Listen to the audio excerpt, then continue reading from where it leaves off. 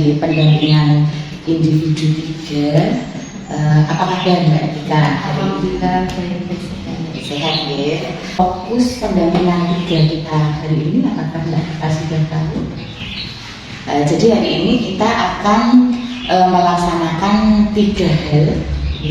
Yang pertama itu refleksi hasil survei feedback 360 derajat yang kemarin juga dilaksanakan di LMS waktu PI2. Kita akan mendiskusikan rencana penerapan pembelajaran sosial emosional. Ini kan ada di modul 2.2 ya, berarti ini karena kemarin yang diferensiasi kan sudah yang 2.1. Kemudian nanti yang terakhir kita akan juga mendiskusikan hasil tanggal 2 keterlambatan dari rencana kerja yang sudah Mbak Tika buat di lokasi ini. Baik, untuk selanjutnya ini menanyakan tentang instrumen gambar umpan balik yang ada di lampiran 5 LMS sesuai responden. Apakah benar sudah diinput Mbak? Sudah di LMS, jadi ada respondennya apa saja, kemudian ada berapa responden masing-masing. Yang pertama Mbak Tika sendiri selaku CPP, kemudian yang kedua kepala sekolah ada 1 ya, terus 5 termasuk Jawa ada 5, oke, terus 5 murid mungkin pertemuan terakhir kan PI2 9 yang lalu. Apa saja proses atau kegiatan yang sudah berjalan selama 1 bulan setelah PI2 kemarin, boleh dijelaskan? Saya belajar di LMS tentang modul 2.1 dan modul 2.2. Terus yang kedua mencoba menerapkan yang sudah dipelajari, membuat pemetaan kebutuhan belajar murid, dan yang terakhir kemarin itu membuat RPP yang terdiferensiasi. Oke, jadi 3 hal itu ya Mbak Tika. Kalau LMS-nya sudah yang sebulan kemarin berarti modul 2 nih ya, ini berarti terakhir kemarin Membuat lanjut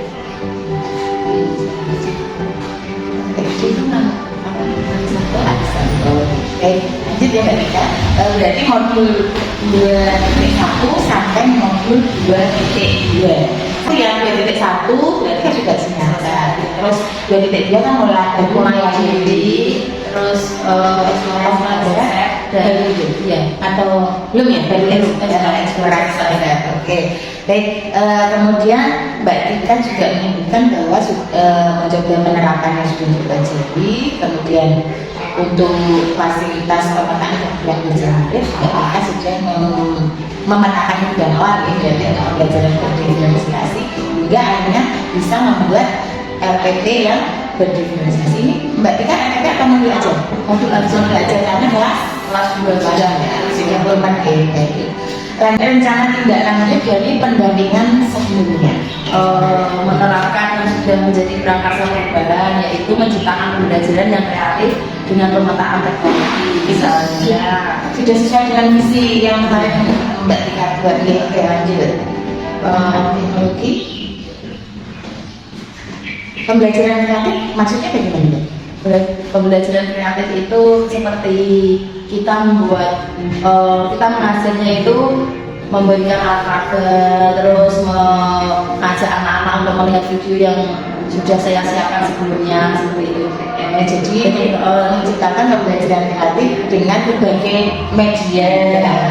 Oke, karena kurikulum merdeka ya Mbak, jadi mohon betul-betul disesuaikan dengan yang kita belajar itu dengan berbagai alat. Nanti kita sudah masuk ke pembelajaran diferensiasi. Di sini Mbak Tika menyebutkan dengan pemanfaatan teknologi. Jadi benar kalau menggunakan video-video dan sebagainya. Kemudian hal apa saja yang dianggap sebagai sudah capaian selama 1 bulan terakhir kemarin? Ini hubungannya Mbak Tika dengan LMS. Menyelesaikan tugas dari LMS, membuat pemetaan kebutuhan belajar murid, selanjutnya membuat modul belajar yang berdifferensiasi. Oke, itu ya. Berarti yang 1 bulan kemarin memang kita fokus di modul aja berdifferensiasi ya Mbak, yang di demonstrasi materi.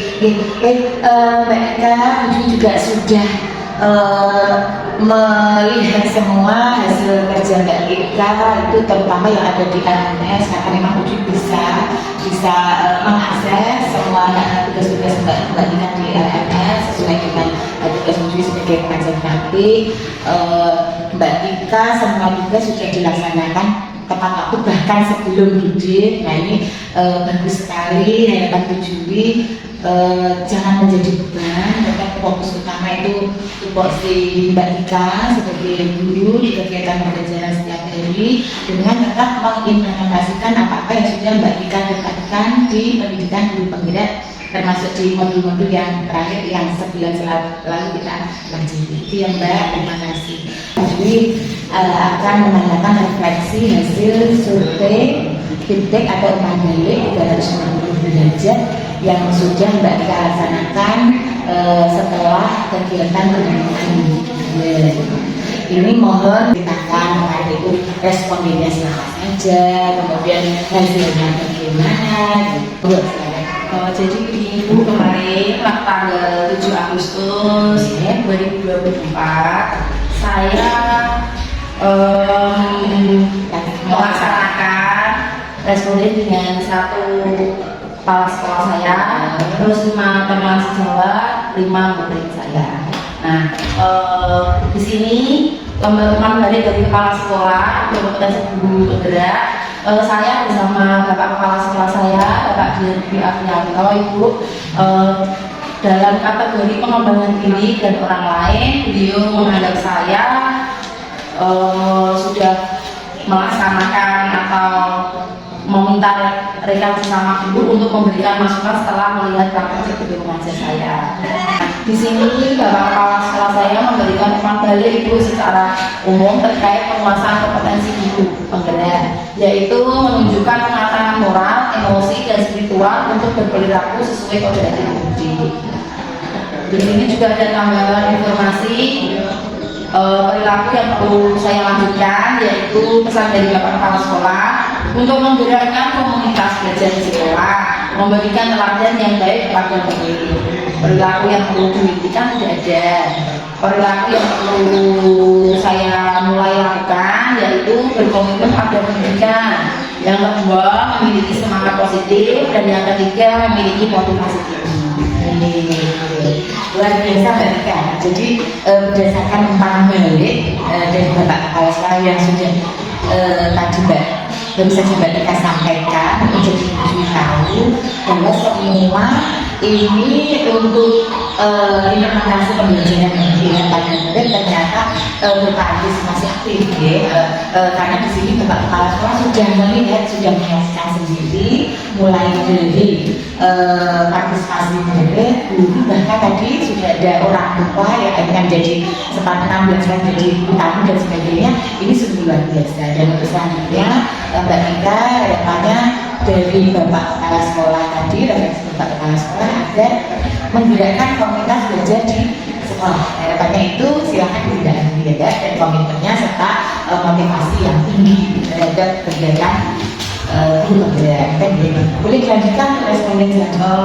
Untuk responden selanjutnya itu saya bersama teman sejawat yaitu 5 guru, yaitu Bu Ani, Bu Esti, Bu Wahyu, Bu Anis, dan terakhir Bu Utami.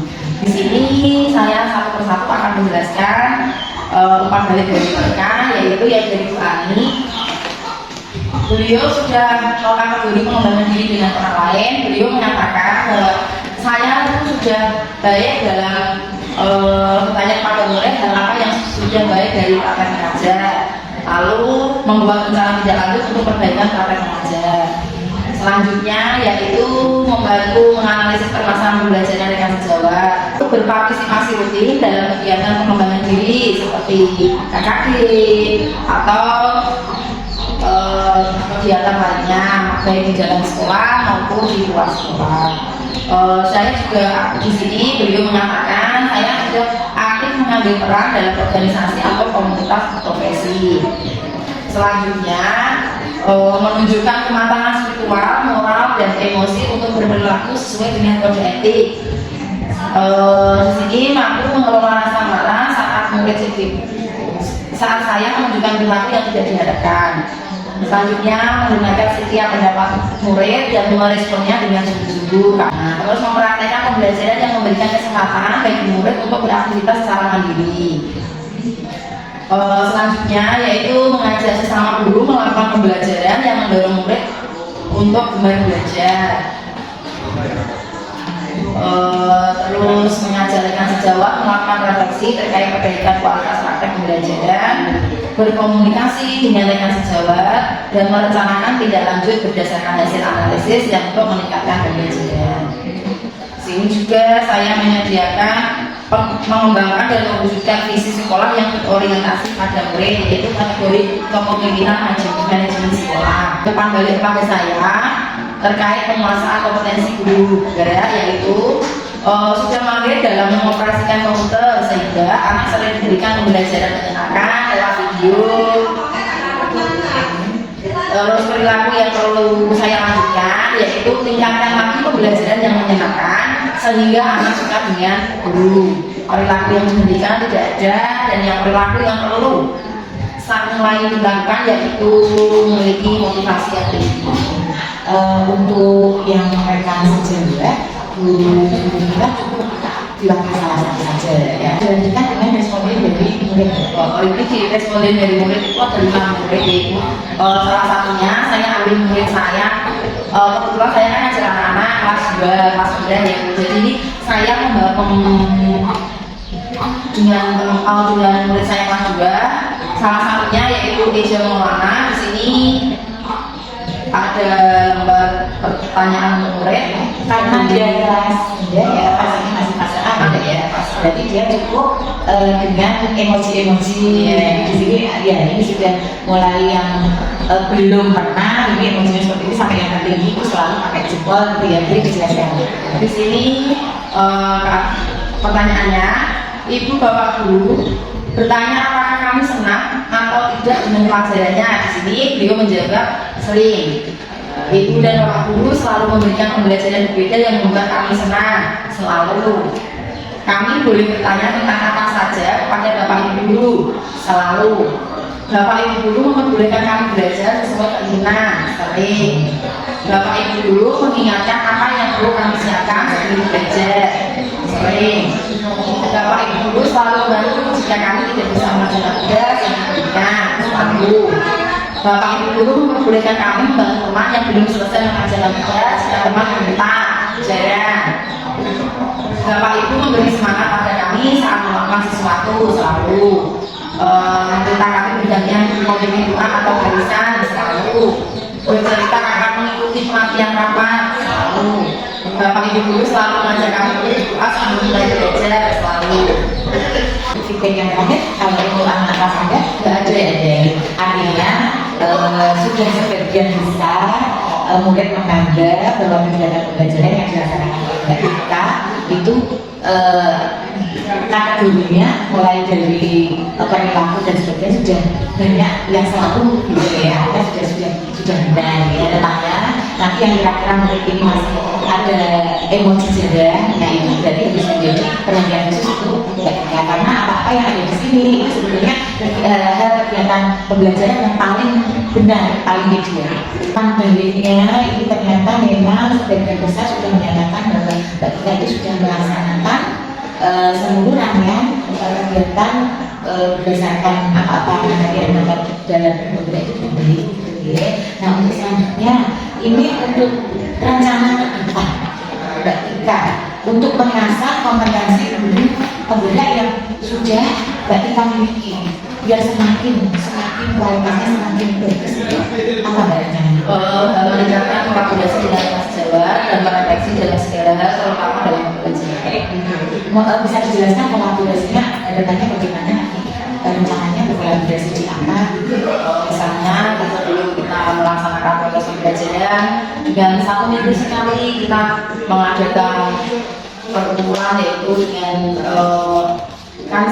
kebetulan di sekolah saya ada komunitas yaitu komunitas belajar, jadi kita berkolaborasi dengan rekan sejawat bersama-sama untuk meningkatkan pembelajaran yang ada di sekolah saya, yaitu meminta meminta motivasi dari mereka. Terus misalnya ada yang kurang mereka bisa menambahi, misalnya mereka ada yang kurang kita juga bisa memberikan solusinya seperti itu. Jadi nanti Mbak Tika untuk ke depan akan memanfaatkan komunitas belajar khususnya untuk berkolaborasi dengan rekan sejawat. Harapannya nanti justru Mbak Tika yang memberi hal-hal baru yang sudah Mbak Tika dapatkan dari pendidikan guru bergerak kepada rekan-rekan. Nanti mungkin rekan-rekan akan memberi masukan yang diterima karena apa? Kita apapun pendidikan yang sudah kita dapatkan di PGP itu harus disesuaikan dengan keadaan nyata yang ada di kelas pendidikan atau lingkungan belajar tersebut. Jadi nanti harus disesuaikan. Dan jangan lupa Mbak Tika dan berkolaborasi selalu memberikan masukan dan refleksi, ya, itu demi untuk perbaikan kualitas kegiatan pembelajaran Mbak Tika. Mbak Tika, sekarang kita masuk ke pertanyaan selanjutnya tentang rencana penerapan pembelajaran sosial emosional. Apakah Mbak Tika sudah mempelajari modul 2 Sudah Ibu. apa yang dipelajari dalam modul tersebut? Saya mempelajari modul 2 itu tentang pembelajaran sosial emosional yang terdiri dari 5 poin. Yang pertama yaitu kesadaran diri, yang kedua manajemen diri, yang ketiga kesadaran sosial, yang keempat keterampilan berrelasi, dan yang terakhir pengambilan keputusan bertanggung jawab. Berarti ada 5 ya, ada 5 poin. Nah, sekarang apakah Mbak Tika sudah merencanakan pembelajaran sosial emosional yang akan diterapkan di kelas? Sudah Ibu, kebetulan saya di sini fokus dengan kesadaran diri, yang bagaimana saya membuat emoji sebelum proses pembelajaran berlangsung. Awalnya saya memberikan, kalau di kelas saya itu kan setiap hari kita melaksanakan baris dulu di depan kelas, setelah itu masuk ke kelas, berdoa 15 menit kita bersama-sama melaksanakan itu. Misalnya kayak kalau di tempat saya sendiri kayak gitu, nah terus di sini saya akan berfokus pada kesadaran diri. Boleh saya memberikan contoh sedikit Bu? Kesadaran diri Mbak? Rencana saya ini sebenarnya bukan rencana yang sudah saya laksanakan di dalam kelas, yaitu membuat emoji. Boleh saya memberikan contoh? Oke, silakan. Seperti apa? Nah, oke Bu. Di sini ada contoh pembelajaran ini. Misalnya Gimana nanti? di sini kan menurut saya kan ada 18 ya Bu. Jadi saya sudah menyiapkan 18 detik seperti ini. Anak-anaknya juga sudah ngumpul semua di sini. Jadi sebelum proses pembelajaran berlangsung, saya ya di awal pembelajaran saya menanyai murid saya dulu, pertama Ibu, bagaimana perasaan kalian hari ini? Nah, anak-anak ada satu persatu anak meletakkan stick ini ke Semua anak ya? ya, meletakkan satu persatu stick ini maksudnya sesuai dengan perasaan beliau. Nah, misalnya Mas Satya, dia meletakkan sticknya di sedih. Nah, seperti ini ya Bu. Terus saya kan berpikir, kenapa murid saya Pak Bagus sudah sedih? Nah, akhirnya saya memberikan beliau dan menanyai, kenapa sedih lah? Beliau bercerita kalau tadi waktu di rumah dimarahin ibunya, gara-gara makannya nggak cepet, sarapannya itu nggak cepet, nah ibunya marah-marah, dia sedih, akhirnya dia sekolah. Lalu saya memberikan masukan kepada si anak ini, besok-besok lagi kalau makan itu diusahakan sesegera mungkin karena waktunya mepet, jam 7 kan sudah masuk kalau di sekolah saya ya Bu, saya jam 9. Nah jadi nggak buru-buru seperti itu. Nah saya membuat si anak ini supaya merasa senang seperti teman-teman kesadaran hilang. Kalau jika kesadaran hilang, semua satu kelas kan bisa senang semua. Nah dia menerima pembelajaran dari saya dengan senang, ya karena kan pembelajaran kalau anak senang kan akan termotivasi, kedepannya juga akan senang. Jadi ini fokus di kesadaran diri ya, jadi di awal kegiatan pembelajaran mereka menanyakan emosi anak dengan tujuan kalau misalnya dia emosinya sedih atau marah, nanti kita bisa membuat anak bagaimana caranya biar sedihnya, takutnya, marahnya jadi hilang, dan jadi senang, juga bisa mengikuti pembelajaran semua satu kelas jadi senang. Oke, apa kita bisa bagus nggak kita? Iya ini keren, nanti bisa jadi contoh untuk teman-teman. Baik, terima kasih nanti kita kaji Pak. Oke, harapannya harapannya khusus untuk di kelas Mbak Tika itu kegiatan pembelajaran sosial emosional nanti akan seperti apa di Mbak Tika? Harapan saya yaitu bisa memenuhi kebutuhan sosial emosional murid dalam pembelajaran. Jadi tidak hanya pengetahuan saja yang dipenuhi, semua kodrat anak terpenuhi sesuai dengan kebutuhan murid yang berbeda-beda. Artinya dalam kegiatan pembelajaran Mbak Tika itu tidak hanya berfokus pada pengetahuan, tapi juga memperhatikan perasaan, emosional sosialnya murid, hingga akhirnya semua kegiatan pembelajaran bisa tercukupi kebutuhannya gitu. Baik Mbak Tika, terima kasih.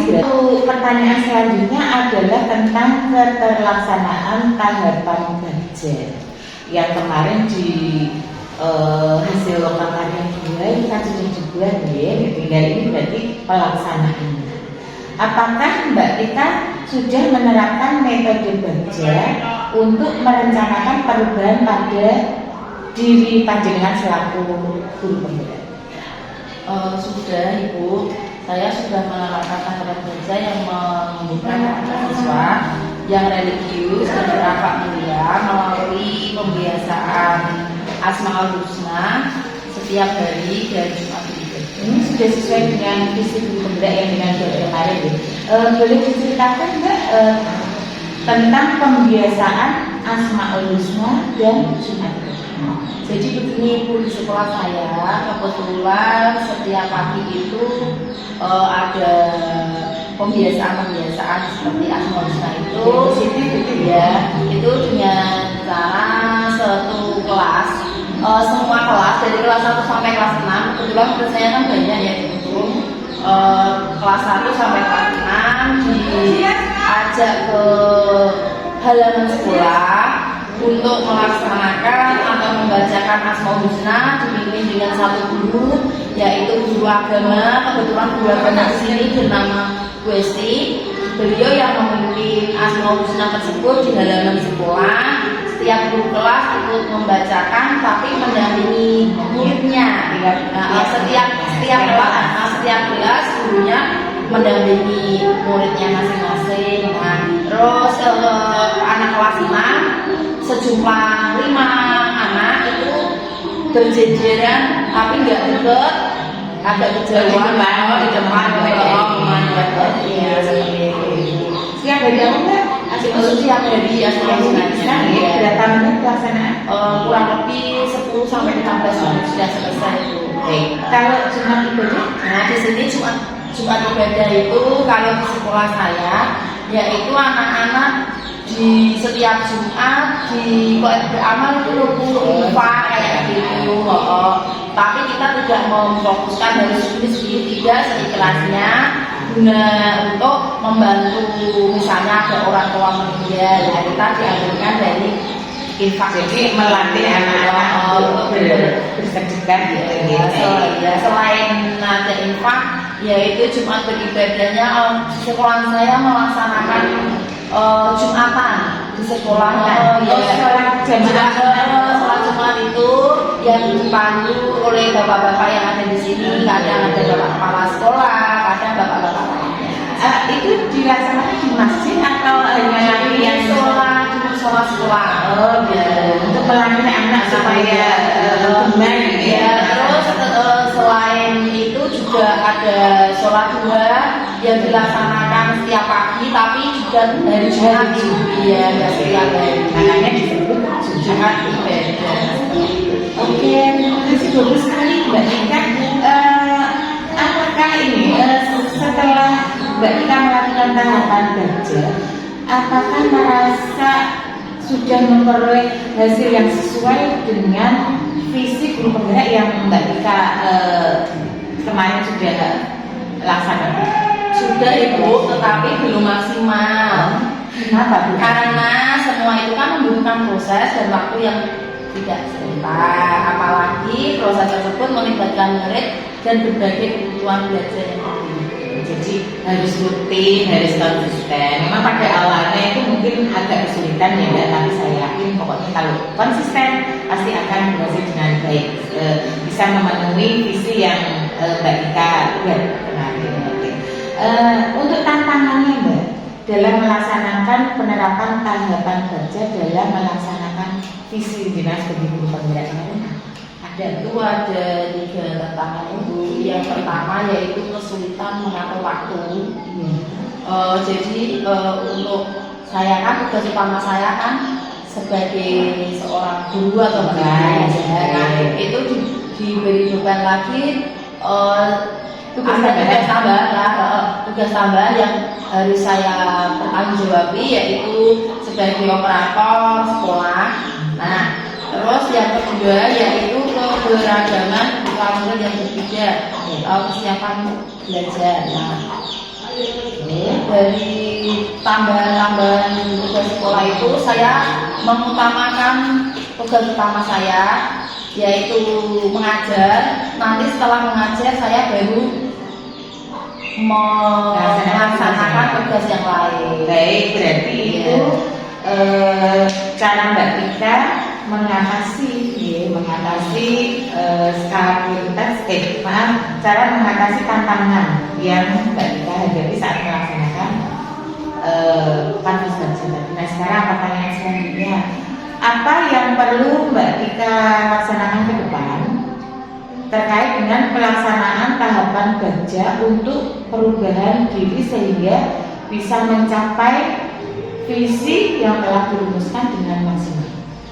Yang pertama yaitu saya membuat skala prioritas. Yang kedua, pembuatan pemetaan kebutuhan belajar murid yang lebih mendalam. Dan ketiga, berkolaborasi dengan rekan sejawat dan wali murid. Boleh diceritakan sedikit Mbak tentang skala prioritas, terus pemetaan kebutuhan belajar murid tentang skala prioritas, yaitu seperti yang saya katakan tadi, saya tetap berfokus pada tugas utama saya yaitu mengajar. Nanti setelah tugas utama saya sudah selesai, saya akan melaksanakan prioritas selanjutnya. Tetap saya mengerjakan semua itu, tidak hanya satu yang saya tetap dilaksanakan sesuai skala prioritas. Kalau pemetaan kebutuhan belajar ini, untuk pemetaan kebutuhan belajar murid, yaitu saya harus memfasilitasi keberagaman murid saya. Misalnya murid saya ada 18 murid, saya akan memberikan kebutuhan apa yang dia butuhkan, dan saya juga akan melihat satu persatu kebutuhan murid satu persatu apa yang beliau hingga akhirnya terpenuhi semua kebutuhan. Terus kalau yang kolaborasi, yang ketiga yaitu berkolaborasi dengan rekan sejawat dan wali murid. Kalau berkolaborasi dengan rekan sejawat, yaitu saya akan memfokuskan kegiatan yang ada di sekolah saya, yaitu berarti apa? Komunitas belajar tadi ya. Jadi setiap 2 minggu sekali saya berkumpul dengan teman-teman saya untuk membahas proses pembelajaran yang akan kita lakukan lewat komunitas belajar. S3 belajar, SD3 belajar. Oke, jadi mengaktifkan komunitas belajar itu bisa jadi kolaborasi dengan rekan saya. Kalau kolaborasi dengan wali murid, kalau berkolaborasi dengan wali murid, yaitu setiap 6 bulan sekali kita kan pembagian rapor ya Bu. Jadi saya di SD saya itu kebetulan setiap pembagian rapor mendatangkan wali murid.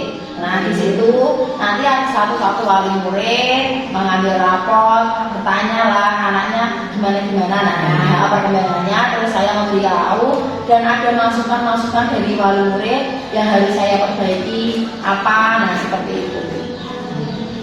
Tapi harapannya kalau bisa jangan ya, tapi bisa sewaktu-waktu kalau memang orang tua itu dibutuhkan kehadirannya, mungkin anak-anak sedang mempunyai masalah atau mungkin justru anak-anak itu punya peningkatan pembelajaran, itu boleh, tidak harus 6 bulan.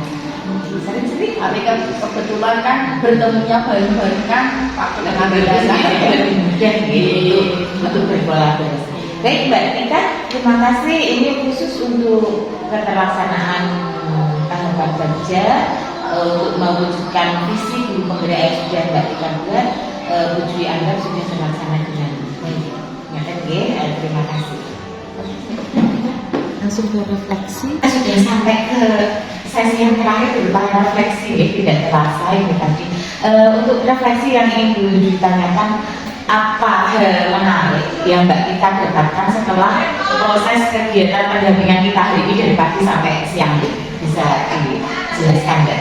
Apa yang menarik yaitu saya mendapat masukan dan motivasi dari PP dalam kegiatan dan juga pembelajaran kegiatan sosial nasional. Selanjutnya yaitu saya akan terus belajar dan menggali ilmu di dalam pendidikan CGP ini. Oke, berarti Mbak Tika makin paham tentang kegiatan pembelajaran berdiferensiasi dan sosial emosional, ya. Harapan Bu Juli setelah Mbak Tika makin paham, ini nanti diterapkan kelasnya Mbak Tika untuk apa untuk kegiatan pembelajaran berdiferensiasi dan pembelajaran sosial emosional. Ini betul-betul seorang guru itu memfasilitasi semua kegiatan sehingga kegiatan kita belajar kegiatan kita belajar itu dapat terlaksana dengan maksimal itu dia dengan melaksanakan diferensiasi dan KSI. Maka ini Mbak Tika. Baik, untuk selanjutnya apakah ada hal yang perlu diperbaiki atau mungkin sesuatu yang baik dan yang perlu diperbaiki untuk kegiatan belajar selanjutnya? Menurut saya sudah didorong dengan baik, tidak ada yang perlu di. Oke, saya dari ini satu sampai tiga. Terus untuk kedepannya, untuk pembelajaran PPI yang harapan saya lebih baik lagi dari pendampingan 1, 2, 3. Itu terus belajar dan ini menggali ilmu. Baik Mbak Tika, jadi kegiatan pendampingan kita hari ini mulai dari pagi sampai siang, alhamdulillah sudah berjalan dengan lancar. Mbak Tika juga saya lihat juga implementasinya kan juga sudah luar biasa. Nah nanti untuk selanjutnya Mbak Tika jangan lupa untuk selalu berbagi praktik baik. Apa-apa yang Mbak Tika dapatkan baik itu hasil pembelajaran di AMS, di pendampingan, termasuk nanti di lokakarya itu monggo selalu diterapkan di kegiatan pembelajaran kelas Mbak Tika. Juga jangan lupa berbagi praktiknya itu teman-teman. Untuk selanjutnya nanti untuk pelaksanaan pendampingan individu ini Mbak Tika harus mempersiapkan beberapa hal ya Mbak. Untuk yang pertama, ini hubungannya dengan modul ajar yang sudah kita pelajari, yang di dalamnya ada unsur diferensiasi, kemudian ada unsur kompetensi sosial emosional, juga ada budaya positif. Nah ini nanti kan kalau menurut jadwal kan kita akan melaksanakan PI 4 kan khusus untuk Mbak Tika kan tanggal 14 Oktober. Nah, ini kita berkesepakatan Mbak Tika sanggup selesai membuat modul ajar yang ada 3 aspek ini kapan? Itu kan pelaksanaannya kan jam 14 gitu. Ya, jadi sekitar 1 minggu sebelum. 1 minggu sebelum berarti tanggal 7. Ya pokoknya sebelum hari 7 gitu ya. Sebelumnya ini kan pelaksanaannya tanggal 14. Berarti saya membuat RPP-nya selesainya harusnya tanggal 7. Untuk pertanyaan selanjutnya adalah tentang keterlaksanaan tahapan kerja yang kemarin di hasil lokakarya kita sudah dibuat ya, tinggal ini berarti pelaksanaan. Apakah Mbak Tika sudah menerapkan metode kerja untuk merencanakan perubahan pada diri panjenengan selaku guru? Sudah Ibu, saya sudah menerapkan tahapan kerja yang menunjukkan mahasiswa yang religius dan ramah mulia melalui pembiasaan Asmaul Husna setiap hari dan Jumat itu. Ini sudah sesuai dengan visi Bunda yang ada. Boleh diceritakan nggak tentang pembiasaan Asmaul Husna dan Jumat?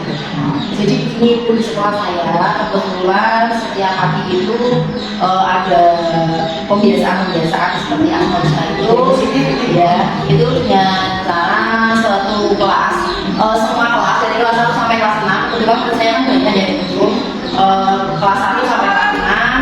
diajak ke halaman sekolah untuk melaksanakan atau membacakan Asmaul Husna dipimpin dengan satu guru, yaitu guru agama. Kebetulan guru di sini bernama Bu Esti. Beliau yang memimpin Asmaul Husna tersebut di halaman sekolah. Setiap guru kelas ikut membacakan, tapi mendampingi muridnya.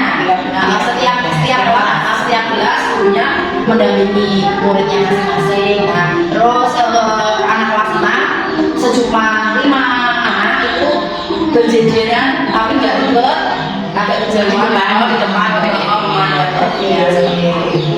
nggak? Asik khususnya dari yang Ya, datang pelaksanaan. kurang lebih 10 sampai 15 menit sudah selesai.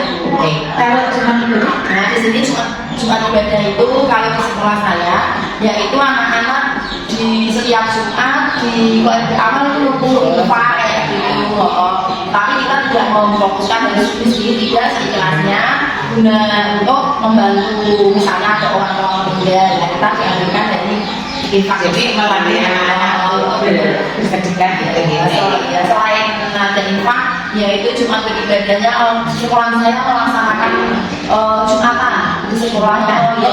Sholat Jumat itu yang dipandu oleh bapak-bapak yang ada di sini. Kadang ada bapak kepala sekolah, ada bapak-bapak lainnya. Itu dilaksanakan di masjid atau hanya lagi yang sekolah? melatih anak supaya benar Ya, terus selain itu juga ada sholat duha yang dilaksanakan setiap pagi, tapi juga dari Jumat ya, dari setiap hari. makanya disebut Jumat ibadah. Oke, bagus sekali Mbak Ika. Apakah ini setelah Mbak Ika melakukan tahapan kerja, apakah merasa sudah memperoleh hasil yang sesuai dengan visi berubah yang Mbak Ika kemarin sudah laksanakan? Sudah Ibu, tetapi belum maksimal. Kenapa Bu? Karena semua itu kan membutuhkan proses dan waktu yang tidak sebentar. Apalagi proses tersebut melibatkan murid dan berbagai kebutuhan belajar yang lain. Jadi harus rutin, harus konsisten. Memang pada awalnya itu mungkin agak kesulitan ya, tapi saya yakin pokoknya kalau konsisten pasti akan berhasil dengan baik, bisa memenuhi visi yang Mbak Ika udah kemarin. Untuk tantangannya Mbak dalam melaksanakan penerapan tahapan kerja dalam melaksanakan visi dinas pendidikan ada Itu ada 3 tantangan Ibu. Yang pertama yaitu kesulitan mengatur waktu. Jadi untuk saya kan tugas utama saya kan sebagai seorang guru atau guide. Nah, itu diberi beban lagi ada tugas tambahan yang harus saya tanggung jawabi, yaitu sebagai operator sekolah. Nah, terus yang kedua yaitu keberagaman kebutuhan murid yang berbeda, kesiapan belajar. Nah, dari tambahan-tambahan tugas sekolah itu saya mengutamakan tugas utama saya, yaitu mengajar. Nanti setelah mengajar saya baru melaksanakan tugas yang lain. baik. Jadi itu cara Mbak Ika mengatasi skala prioritas cara mengatasi tantangan yang Mbak Ika hadapi saat melaksanakan kantor saja. Nah sekarang pertanyaan selanjutnya, apa yang perlu Mbak Ika laksanakan ke depan terkait dengan pelaksanaan tahapan kerja untuk perubahan diri sehingga bisa mencapai visi yang telah dirumuskan dengan maksimal? Yang pertama yaitu saya membuat skala prioritas, yang kedua pembuatan pemetaan kebutuhan belajar murid yang lebih mendalam, dan ketiga berkolaborasi dengan rekan sejawat yang lain. Boleh diceritakan sedikit tentang skala prioritas, terus pemetaan kebutuhan belajar murid tentang skala prioritas, yaitu seperti yang saya katakan tadi, saya tetap berfokus pada tugas utama saya yaitu mengajar. Nanti setelah tugas utama saya sudah selesai, saya akan melaksanakan prioritas lainnya. Tetap saya mengerjakan semua, itu tidak hanya satu yang saya laksanakan sesuai skala prioritas. Kalau pemetaan kebutuhan belajar murid, untuk pemetaan kebutuhan belajar murid, yaitu saya memfasilitasi keberagaman murid saya. Misalnya murid saya ada 18 murid, saya akan memberikan kebutuhan apa yang dia butuhkan, dan saya juga akan melihat satu persatu kebutuhan murid satu persatu apa yang beliau Ya akhirnya terpenuhi tidak semua program. Terus kalau yang kolaborasi, Yang ketiga yaitu berkolaborasi dengan rekan sejawat dan wali murid. Kalau berkolaborasi dengan rekan sejawat, yaitu saya akan memfokuskan kegiatan yang ada di sekolah saya, yaitu berarti apa?